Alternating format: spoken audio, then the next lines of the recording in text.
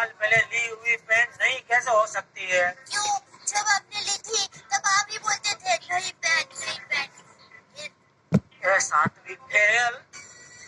मुझे तो अभी तक समझ में ये नहीं आ रहा है, सातवीं तक भी तू पहुंची कैसे?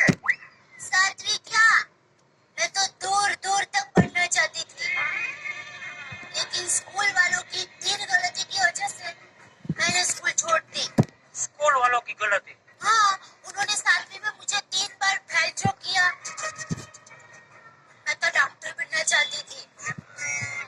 जब मैं छोटी थी ना, तब घर घर खेलती थी, तब मैं डॉक्टर ही बनती थी और सब लोग मुझे दीदी बुलाते थे।